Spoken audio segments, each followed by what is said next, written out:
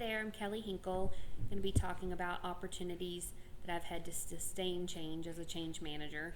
So, in my past 44 years, I've had the opportunity to not sustain change in some fitness programs and to sustain change in other things like getting out of debt.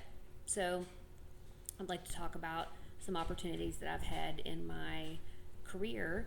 I work for a large supplier of medications and equipment to veterinarians, and we've gone through 6 mergers in my career over the past couple of decades. And this most recent one was the one where someone else was purchasing us.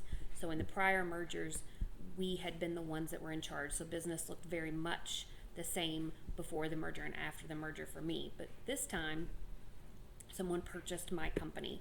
So not only are we doing medications and supplies to veterinarians, but now we are helping our veterinarians fill prescriptions online through an online store. And that has been a big change for me. So to look at it from like a gap analysis standpoint, where are we now, where are we going, how are we going to get there, I feel like I've had the opportunity to help my customers realize that the internet's not going away, and that positively impacting their businesses is really important, and to meet their customers where they are. So I think one thing I have learned that I've done well in this scenario is to celebrate small wins. You know, maybe one customer really wants to impact how many diets or bags of dog food and cat food they have in their practice. So maybe it's a good thing that their most difficult client, they write them a prescription and the food arrives at their house every month. That's probably a pretty big win for them, even though incrementally it seems very small. And so helping them understand that maybe starting off with the more difficult proactive prescriptions and things like that maybe isn't the way. We want to find small ways to impact change really quickly. So celebrating those wins is something that we've done really well this time.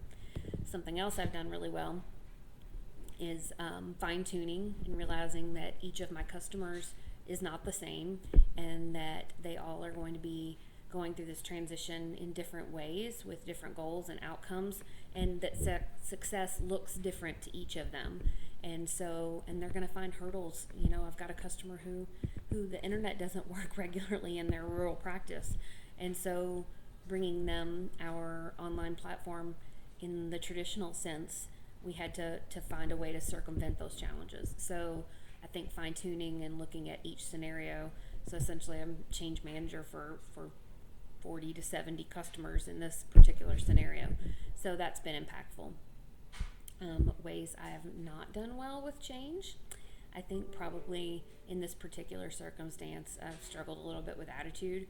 And if I had my way about it, we would go back to doing business the old way. And just focusing on patient health and care was something that I found to be very rewarding.